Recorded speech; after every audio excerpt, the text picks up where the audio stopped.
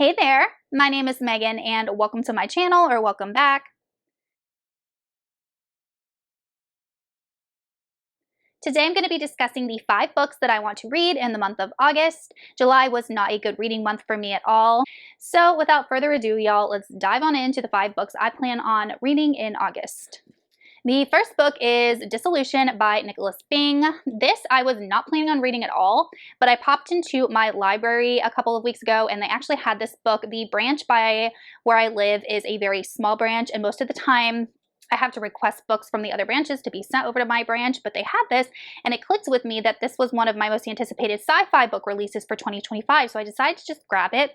And I've never read anything by this author, never even heard of him, and he's only published one other book ever.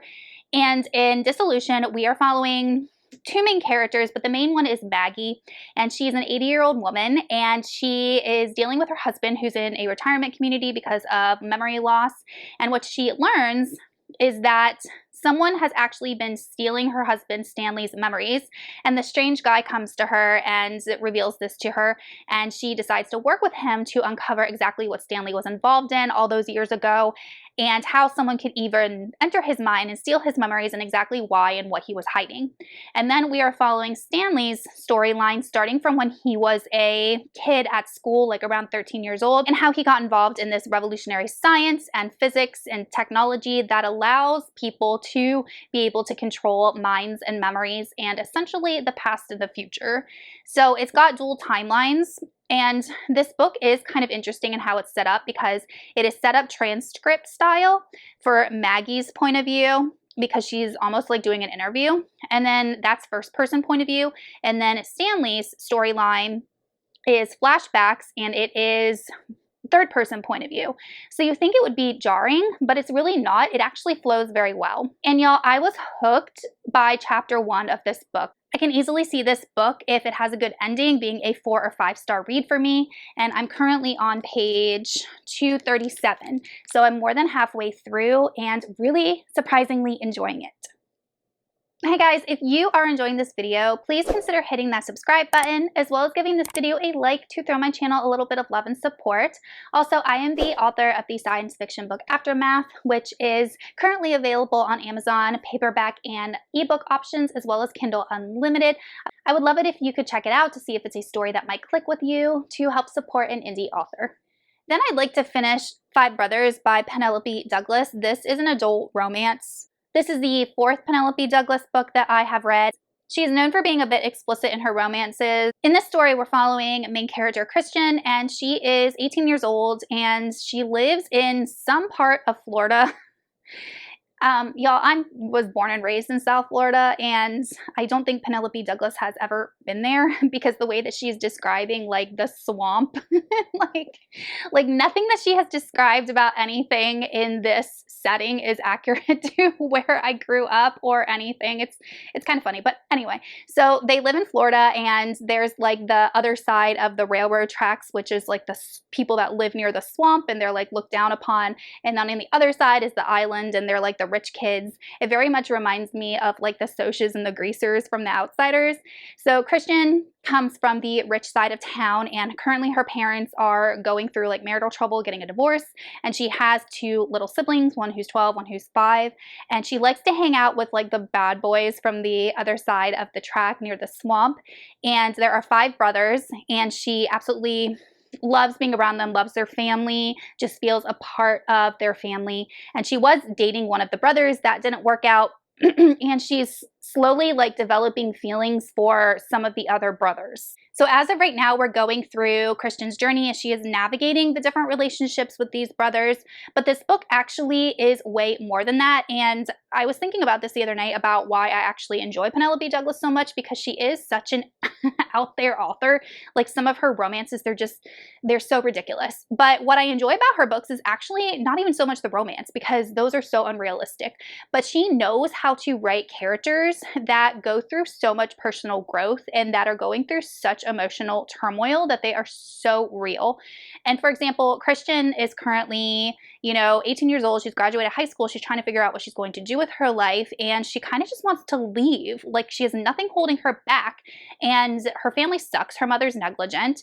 But what's holding her back is her 12-year-old brother and her 5-year-old sister. And she's like, I can't leave them. I can't leave them with a negligent mother to go, make my own way in life. And I'm like, feeling for her. I'm like, what would I do if I was in that situation? Would I leave my siblings to a negligent mother, or would I stay around to care for them and sacrifice myself?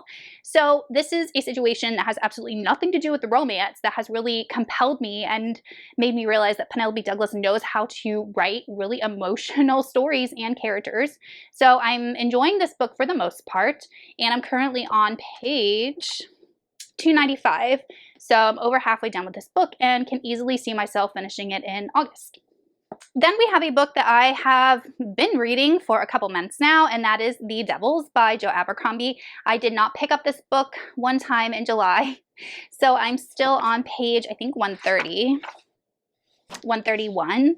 And this is Abercrombie's most newest release. And we are following in this book a handful of different mismatched characters, but we have different types of characters. We have an elf, we have a vampire, we have a necromantic magician, we have a long-lost princess, and we have a priest type character. And they are all come together, forced into this journey to take this long-lost princess safely to the neighboring kingdom so that she can usurp her, I think it's her aunt, who is a very evil sorceress, can usurp her, take the kingdom back, and all will be well in the world. And as with Abercrombie, obviously things grow awry. The characters are always likable. They do get into a lot of mischief, and I am quite enjoying this book. Currently, we are in the journey stage, obviously, of the story, and the author is developing the world and the characters, and we are learning more about them, but it is quite enjoyable so far and does include that very traditional Abercrombie humor that we all know and love. I don't know if I'm going to finish this one in August. I would like to. I do have the audiobook for it, so we'll see how it goes. Then we have The Woman in Suite 11 by Ruth Ware. This is kind of like a sequel or companion to The Woman in Cabin 10. I have read that book and I do have a review for it, which I'll link up in the cards for you guys if you want to check it out. And they are making a Netflix adaptation of The Woman in Cabin 10, and I did discuss that adaptation in my video where I talk about book to movie adaptations coming out in 2025. If you guys want to check that video out, I'll link that up in the cards as well as in the description box. But I enjoyed The Woman in Cabin 10, and I don't tend to purchase a lot of thriller books, but since I own The Woman in Cabin 10, I bought it at a used bookstore, I decided just to purchase the sequel, so I have both in my collection. In The Woman in Suite 11, we're following our same main character, whose name is Lo, and she is a travel journalist. Due to the birth of her child, Lo has not really been working for the last 3 years, but one day an invitation shows up inviting her to the opening of this luxury Swiss hotel by a very reclusive billionaire named Marcus. Lo accepts the invite, and this luxury chateau is on the banks of Lake Geneva, and Lo is hoping to snag an interview with Marcus, but his reputation precedes him, and he is very hard to find and snag and get to sit in on an interview. One night, Lo gets a late night call inviting her to Marcus's hotel room for an interview. But when she arrives, Lo is greeted by a woman who claims to be Marcus's mistress, and she also claims that her life is in danger. What follows is a thrilling cat and mouse chase across Europe as Lo is trying to help this woman and save her life, and Lo doesn't even know if she can actually trust her. I haven't read a Ruth Ware book in a while, so I'm excited to dive back into her writing and her world and have a good time with this thriller. And the last book I'm hoping to read in August is With a Vengeance by Riley Sager. This is his newest published thriller, and I have currently read all of the Riley Sager books that are published. I do have reviews for all of them, and I also have a video where I rank Riley Sager's books, so if you are a thriller reader and interested in checking out that video, I'll link it in the cards as well as in the description box below. I put a hold on this book at my local library, and based on how many copies there are and how many holds there are, I should be able to get this in the month of August. In With a Vengeance, we're following a main character named Anna, and in 1942, her entire family was killed, and 12 years later, Anna is looking for revenge. Under false pretenses, Anna has managed to lure those responsible for her family's demise onto a luxury train traveling overnight from Philadelphia to Chicago in the United States. And what she's hoping is to get them to somehow confess their crimes, have everything come to light, and then all of those people will be delivered into the authorities' hands once they reach Chicago. But Anna's plans are quickly derailed by the death of one of the train's passengers. As the train barrels through the night, it becomes evident that someone on board is enacting their own form of revenge. They won't stop until everybody on board is dead, including Anna. In order to hunt down the killer, Anna must put her own life at risk, as well as save the people on board whom she hates the most. Alright, you guys, those are the 5 books that hopefully I can finish and read in the month of August. Please let me know in the comments what books you plan on reading in the month of August, as well as your opinion on any of these books if you've read them. As always, thank you all so much for watching, and I will see you in another video soon. Goodbye!